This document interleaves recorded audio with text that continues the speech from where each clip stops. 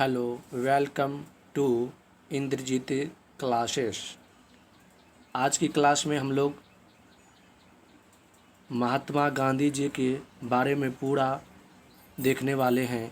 और अगर आज की क्लास आप लोगों को अच्छा लगे तो आप लोग इस क्लास को ज़्यादा से ज़्यादा शेयर करेंगे और लाइक करेंगे।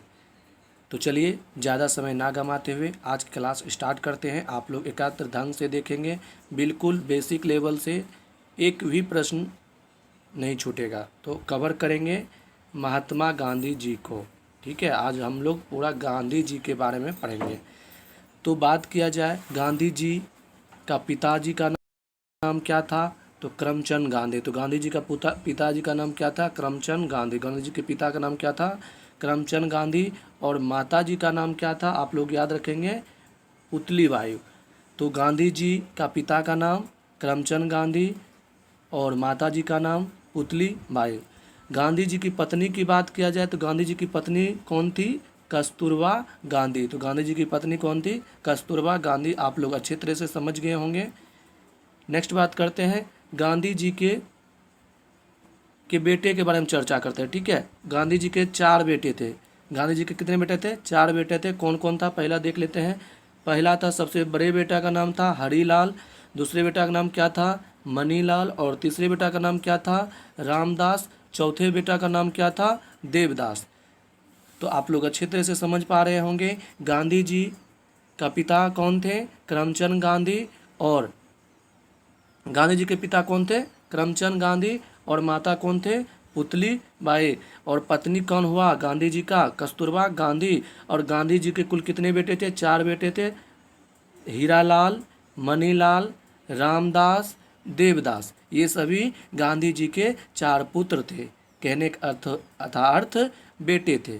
तो चलिए हम लोग आगे बढ़ते हैं क्लास में।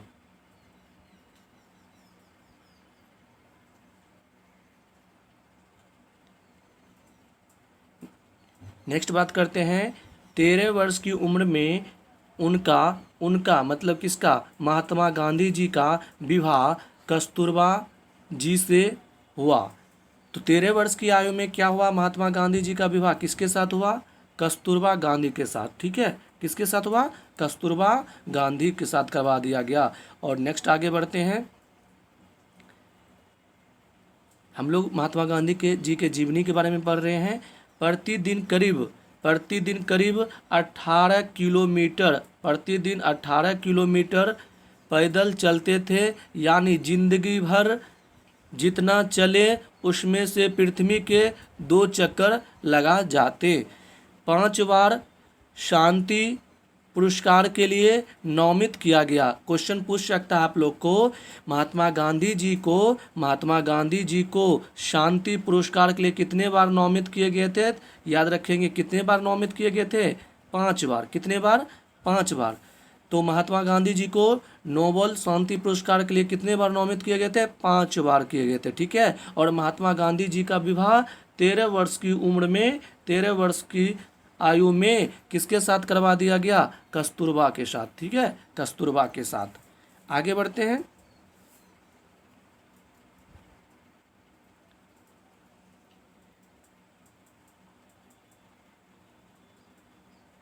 चार महाद्वीप 12 मुल्कों में नागरिक अधिकार से जुड़े रहे। तो गांधी जी कितने महाद्वीप घूमे?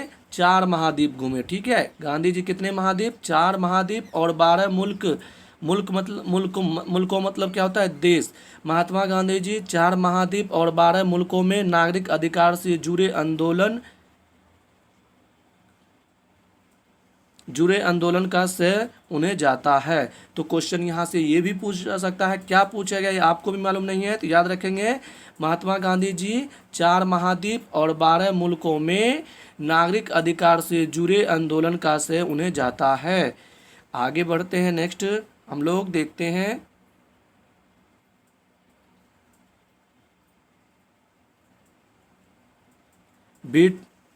ब्रिटेन ने उनकी मृत्यु के 21 वर्ष पश्चात उनके सम्मान में डाक टिकट जारी किए थे।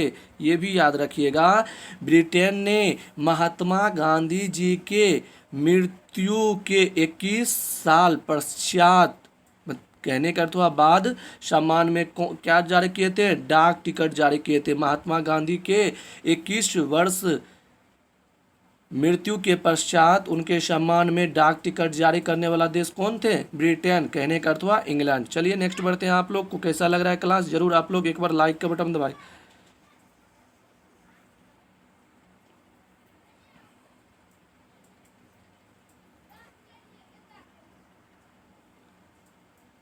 नेक्स्ट, गांधी जी के चंपारण सत्याग्रह। गांधी जी के चंपारण सत्याग्रह। गांधी जी के चंपारण सत्याग्रह।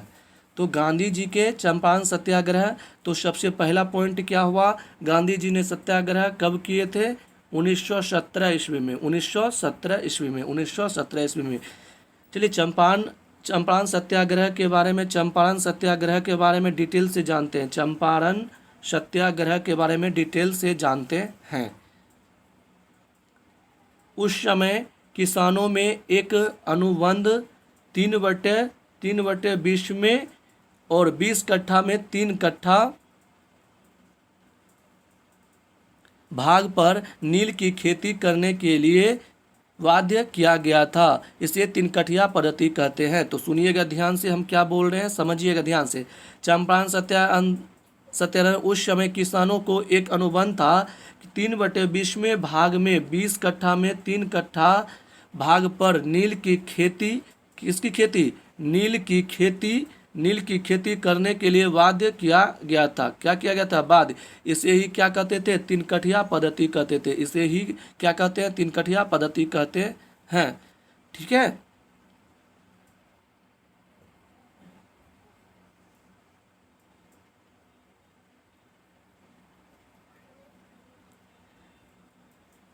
किसान इससे छुटकारा चाहते थे। इसके लिए राजकुमार शुल्क, यहाँ पर देखिए बहुत ही इंपॉर्टेंट है। राजकुमार शुल्क ने गांधी जी को, गांधी जी को कहाँ आमंत्रित किए? कहाँ आमंत्रित किए? चंपारण।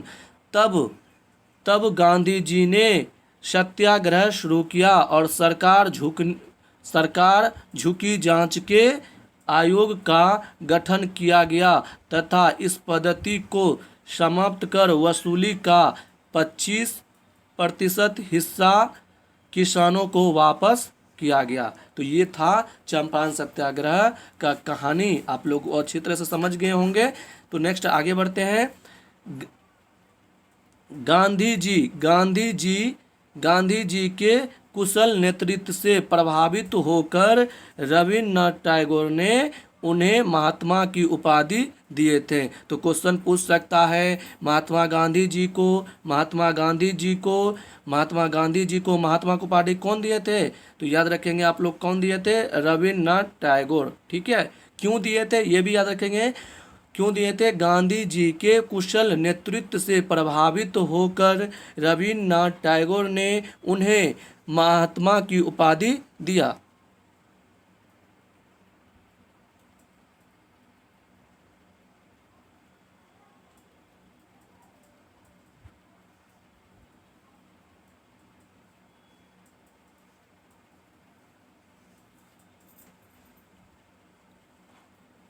कुछ और पॉइंट पढ़ते हैं। गांधी जी ने सत्याग्रह का सर्वप्रथम प्रयोग दक्षिण अफ्रीका में किया था। ये भी क्वेश्चन याद रखेंगे आप लोग। गांधी जी सत्याग्रह का प्रथम प्रयोग कहाँ किए थे? दक्षिण अफ्रीका में किए थे। कहाँ किए थे? दक्षिण अफ्रीका में किए थे। कब किए थे? तो ये भी याद रख लेंगे, 1906 ईस्वी में। कब किए थे? 1906 ईस्वी में। तो गांधी जी ने सत्याग्रह का प्रथम प्रयोग कहाँ किए? दक्षिण अफ्रीका में किए। कब किए? 1906 ईस्वी में किए। नेक्स्ट हम लोग बढ़ते हैं आगे। 9 जनवरी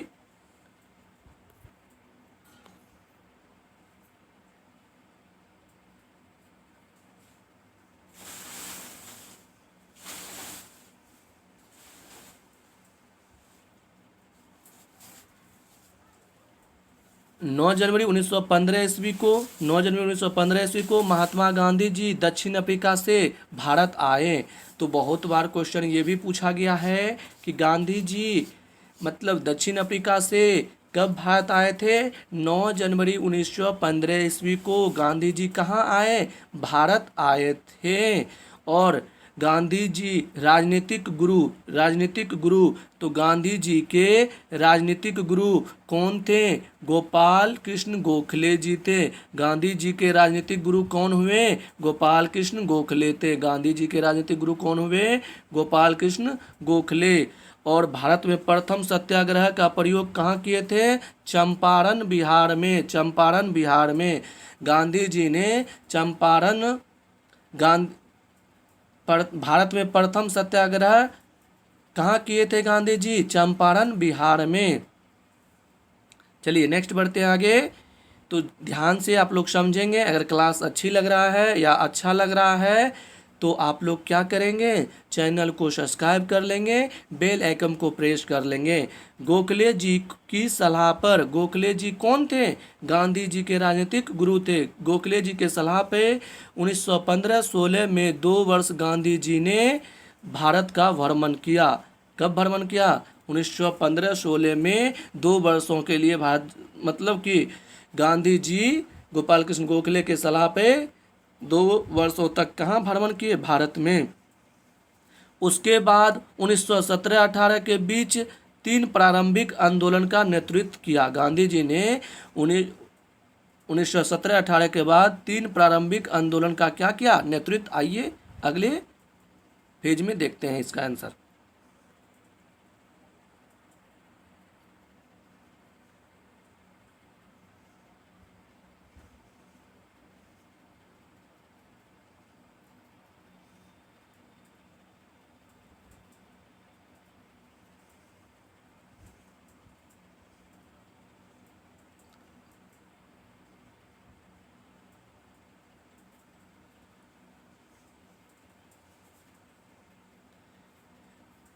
तो असहयोग आंदोलन को सफल बनाने हेतु किए गए प्रयास, तो आप लोग को अच्छी तरह से पता होगा असहयोग आंदोलन का नेतृत्व कौन किए थे, महात्मा गांधी। तो आइए देखते हैं असहयोग आंदोलन को सफल बनाने हेतु क्या क्या किए थे। सरकार उपाधियों और वेतनिक और अवैतनिक पदों का त्याग किया गया था। दूसरा, सरकारी उत्सवों तथा दरबारों में सम्मिलित ना होना।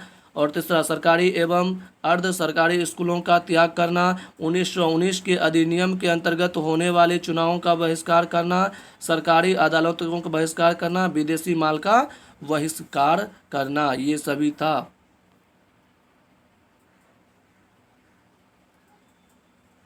नेक्स्ट, असहयोग आंदोलन समाप्ति एवं उसका कारण क्या था। तो आप लोग को एक बार बता देना चाहेंगे, असहयोग आंदोलन की शुरुआत भारत में 1920 ईस्वी में हुआ था। तो असहयोग आंदोलन कब हुए थे,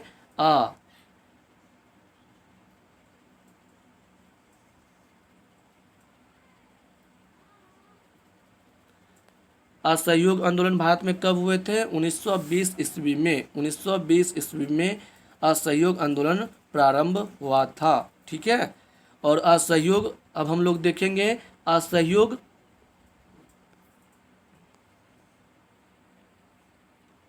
तो आंदोलन समाप्ति एवं उसका कारण। गांधी जी ने कहा था कि आंदोलन पूरी तक अहिंसा होनी चाहिए, किंतु फरवरी 1922 में चोरी चोरा कांड, ये चीज़ याद रखिएगा। 1922 में क्या हुआ, चोरी चोरा कांड हुआ। कौन सा कांड हुआ, 1922 में चोरी चोरा कांड हुआ की वजह से असहयोग आंदोलन को क्या किया गया, स्थगित किया गया था। ठीक है। तो असहयोग आंदोलन को क्या कर दिया गया था, स्थगित कर दिया गया था। कब किया गया, 1922 में। तो यहाँ से क्वेश्चन बन सकता है, असहयोग आंदोलन को स्थगित क्यों किया गया था, चोरी चोरा कांड 1922 में हुआ था। तो याद रखेंगे चोरी चोरा कांड कब हुआ था, 5 फरवरी 1922 ईस्वी को क्या हुआ, चोरी चोरा कांड हुआ था। इसी के कारण क्या किया गया, असहयोग आंदोलन को क्या कर दिया गया था, स्थगित किया गया था। तो आइए हम लोग डिटेल से पढ़ेंगे चौरी चौरा कांड के बारे में, ठीक है। चौरी चौरा कांड के बारे में डिटेल से पढ़ेंगे, चौरी चौरा कांड के बारे में। तो चौरी चौरा कांड, चौरी चौरा उत्तर प्रदेश में, देखिए तिथि तो निर्धारण किया गया था 4 फरवरी 1922 को ही मुख्य रूप से, लेकिन 5 को हुआ था। तो चौरी चौरा उत्तर प्रदेश में 4 फरवरी 1922 के गोरखपुर के पास एक कस्बा में हुआ। यहाँ 4 फरवरी 1922 में भारतीय आंदोलनकारियों ने ब्रिटिश सरकार की एक पुलिस चौकी में आग लगा दिया, जिससे कि उसमें छुपे हुए 22 पुलिसकर्मियों जिंदा जल कर मर गए। क्या हुआ? मर गए। इसी घटना को चौरी चौरा कांड के नाम से जाना जाता है। तो देखिए एक बार फिर से रिपीट करना चाहेंगे। चौरी चौरा उत्तर प्रदेश में 4 फरवरी 1922 के गोरखपुर के पास एक कस्बा में, कस्बा मतलब कहने का मतलब हुआ क्या? जेल। यहाँ 4 फरवरी 1922 को भारतीय आंदोलनकारियों ने ब्रिटिश सरकार को एक पुलिस चौकी में आग लगा दिया, जिससे कि उसमें छुपे 22 पुलिसकर्मियों जिंदा जलकर मर गए, और इसी घटना को चौरी चौरा कांड के नाम से जाना जाता है। अच्छी तरह समझ गए होंगे आप लोग।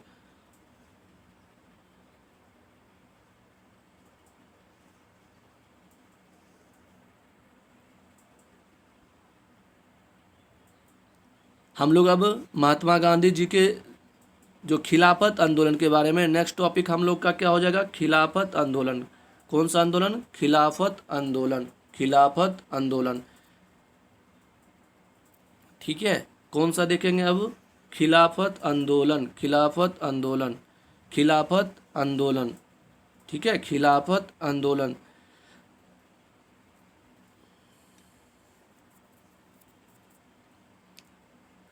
खिलाफत आंदोलन, खिलाफत आंदोलन 1919 से 1924 तक चला। पुनः अब समझिए इसका उपदेश क्या था। खिलाफत आंदोलन का उपदेश था, खिलाफत आंदोलन का उपदेश था तुर्क में खलीफा के पद की पुनर्स्थापना करने के लिए अंग्रेज पर दबाव बनाना। रॉलेट बिल, जालियांवाला बाग हत्याकांड के फलस्वरूप अखिल भारतीय खिलाफत कमेटी ने खिलाफत आंदोलन का संगठन किया। गांधी जी के प्रभाव से खिलाफत तथा असहयोग आंदोलन एक मत हो गए थे। खलीफा पद की समाप्ति, राष्ट्रीयवादी मुस्तफा कमाल ने 3 मार्च 1924 को समाप्त कर दिया था।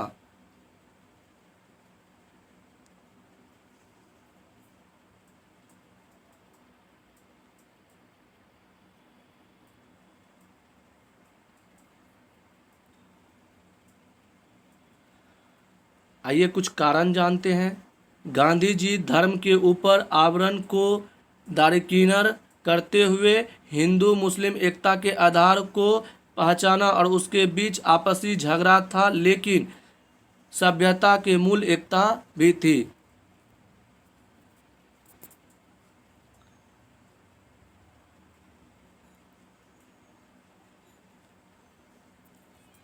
तो हम लोग अब असहयोग आंदोलन देखेंगे, क्योंकि ऊपर छूट गया था असहयोग आंदोलन। अब असहयोग आंदोलन के बारे में हम लोग जान लेते हैं पूरी अच्छी तरह से असहयोग आंदोलन के बारे में।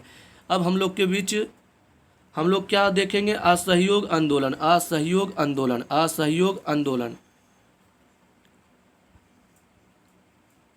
असहयोग आंदोलन 1920, असहयोग आंदोलन 1920, असहयोग आंदोलन कब? 1920। श्री चिमक लाल सीतलवाड़ के अनुसार, श्री चिमन लाल सीतलवाड़ के अनुसार वायसराय लॉर्ड रीडिंग कुर्सी पर हताश बैठ गए और अपने हाथों पर सिर थामकर फूट पड़ा।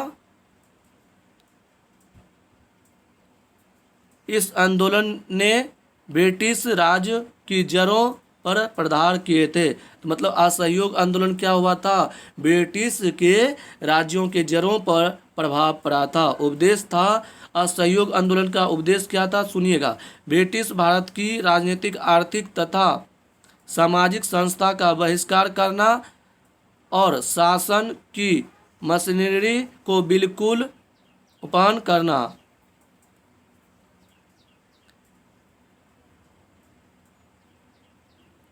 आरंभ 1920 में राष्ट्र कांग्रेस के 1920 के राष्ट्र कांग्रेस के कलकत्ता अधिवेशन में 1920 के राष्ट्र कांग्रेस के कलकत्ता अधिवेशन में क्या हुआ था, असहयोग आंदोलन प्रारंभ हुआ था।